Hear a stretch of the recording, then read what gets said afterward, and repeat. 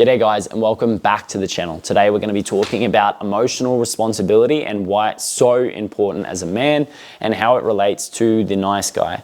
Coming to you as a recovering nice guy myself, I can tell you that there was one main emotion that I learned was the good emotion for me to be accepted and approved by other people, so I wouldn't be rejected and abandoned because that's what I was scared of. That was the emotion of fear driving my need to be happy all the time, to be joyous, because that is what I learned was the right thing to do in my environments and to be accepted and liked by everyone else, to be that high energy guy always with a smile on his face.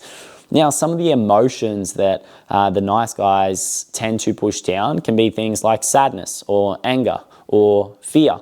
But it's so funny because they're often governed by those emotions. They're still running the show in the background, even though they're trying to push them down. The nice guy learned that in his childhood, he couldn't be angry or he couldn't be sad because that meant he wasn't being a good boy. He learned through other men that he couldn't be scared of things at times because that meant he was a pussy or he was a little girl.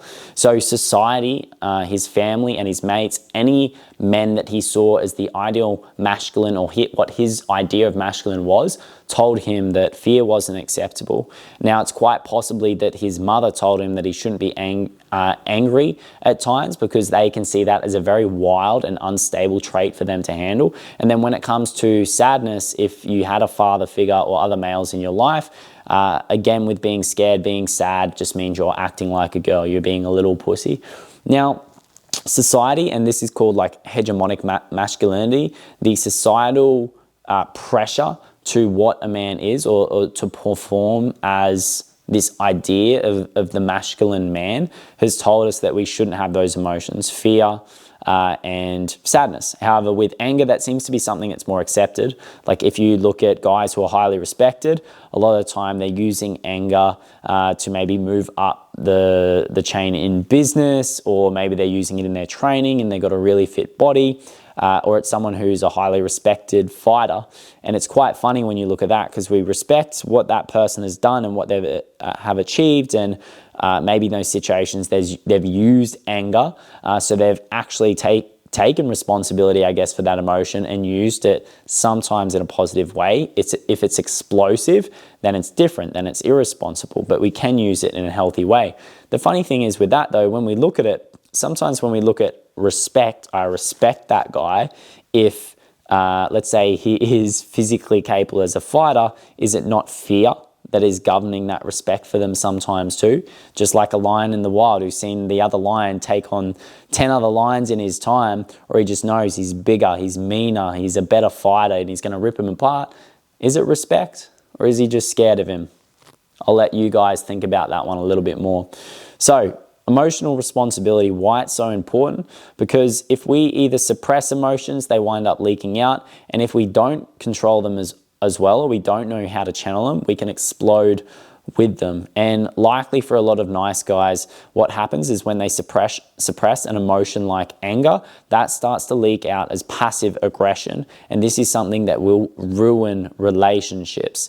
If you have been a guy who has gone through multiple relationships and over time you don't set boundaries with your partner, you don't use anger in a healthy way to tell them when they've overstepped a boundary, over time, that anger is just going to build up, and you're just going to make little passive-aggressive comments. You're not even going to say what you're thinking, and your partner is going to disrespect you more because they know you actually want to say something that you should just stand up for yourself, but you haven't even got the balls to do it. On the other side of things in relationship, if your anger is explosive, we know this can lead to very verbally abusive relationships, and as fucked as it may be, there are relationships out there where men become physically abusive as well because their anger just explodes out.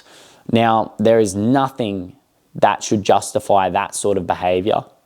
One thing that I'm going to talk about on this topic is that what happened to that guy and the nice guy in the past who has become passive aggressive is that the past that led them to that, the actions, the things that happened to them weren't their fault, but their emotions are their responsibility. So they shouldn't be letting these things happen because right now they're an adult, and if you're watching this today, you have the awareness to actually start to integrate some of these emotions into your life, to work on them, whether that means you go see a therapist or you join a men's group.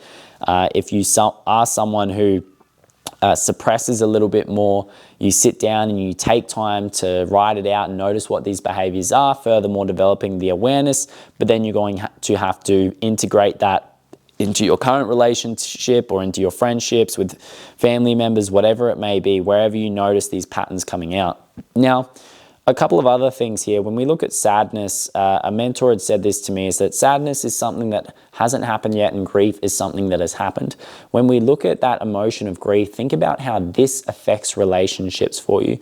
When we look at grief, if you're coming into a relationship, if you've rebounded, or if it's even been a little bit of time and there was unresolved grief that you didn't deal with from your past relationship, and you're someone who's getting anxious in this relationship or you're avoidant, it is because you are fearful of feeling that again.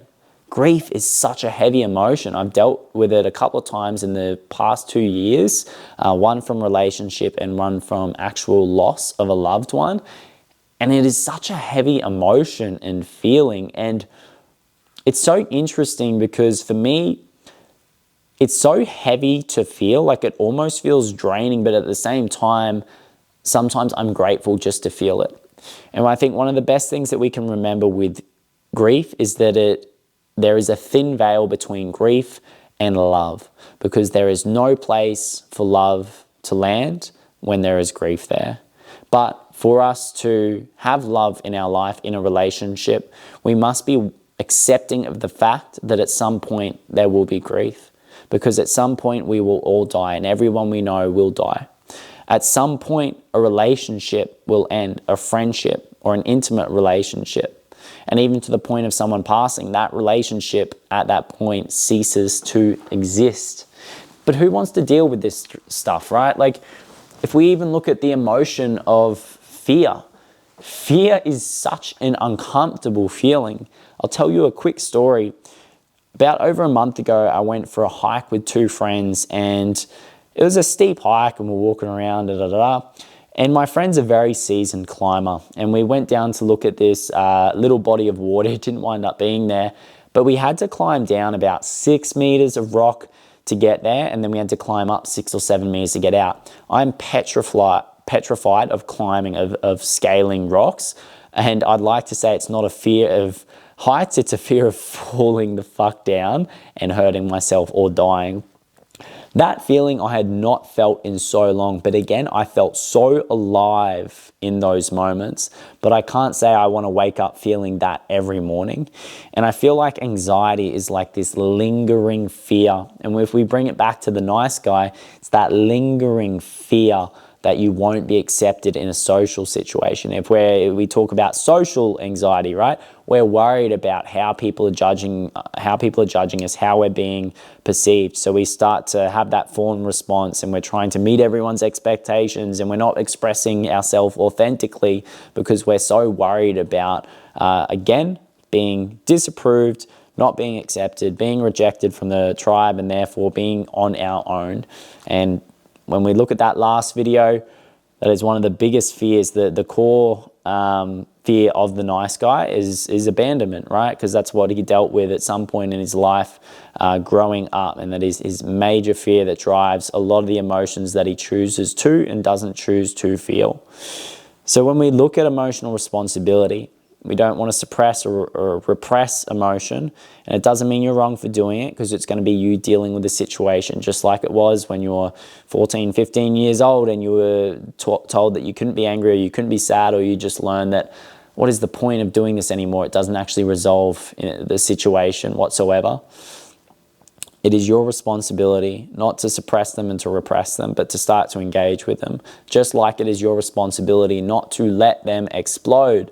Don't do a pendulum swing and then just start to get super angry all the time for no good reason. You've got to find outlets to let this anger out. One of the best things you can probably do is find like a men's community or men's group where you can talk about it more. but there are some practices out there. There are some providers out there who have these like rage release methods, and you'll see the guys, they're, you know, smacking the pillows, or they're screaming, swinging a baseball bat onto the mattress, whatever it may be. You can take that route, or you could also get into combat sports as well. But again, you'll learn that you can't let anger leak out too much there. You've still got to learn to control it. And that's probably a great point to bring up, that in my experience with martial arts, anger was probably an emotion that I got to deal with a bit more. Like, I was scared to be angry, but I learned it was good to have a bit of anger and a bit of aggression there, but I had to control it. Let's end it on that point today. We know that it is our responsibility to handle our emotions now. In the past, we can't control what happened then. We can't control what those other people did. We can't control what your parents did, what anyone who influenced how you actually engage with your emotions and repress or suppress them or let them explode. We can't control what happened then. But it's your responsibility now as a man to start to integrate and form a healthy relationship with these emotions in your life. Guys, I hope this video landed today. I hope there was some substance and value to it for you to take away. Now remember, it's not just about insights or awareness, it's about integration. So what are you going to do from here? Ask yourself the question now. All right, I've received the information. What's the next step? Do you need a journal? Do you need to sit with it a little bit? Do you need to join the men's group? Do you need to talk to someone about it in your life? In what relationships in your life can you start to form those healthier attachments, or start to set some boundaries in relationships if it's anger, or allow yourself to grieve if you've had loss of a recent relationship or loss of a loved one, to sit in those moments. Look at a photo of them, like look at old photos and videos of you and your partner, provided you're not someone who's just always sitting there and indulging with that, because then it may be time to move on. But look at a photo of someone that you've lost. You know, I've done that even just today. I did a story on Instagram and I was looking at my granddad who we lost last year, and man, it still brings tears to my eyes. It strikes such a chord for me, but you know, I'm grateful to be able to feel that, because I know it's just the love that I had for that person, and there's no longer that love to be sent directly to them. Guys, if you've got any questions, feel free to drop a comment here. If you want to follow me on social media, at Coach Michael Stone on Instagram, or at Daily Discomfort You. If you're a Brisbane local and you're interested in joining a men's group, men's community, we have a weekly men's session there. We also have a Discord chat. We run monthly breathwork sessions, and we're going to be starting up some online live transformational breathwork sessions too, if you aren't local to the area or if you're abroad. I'll talk to you guys next time.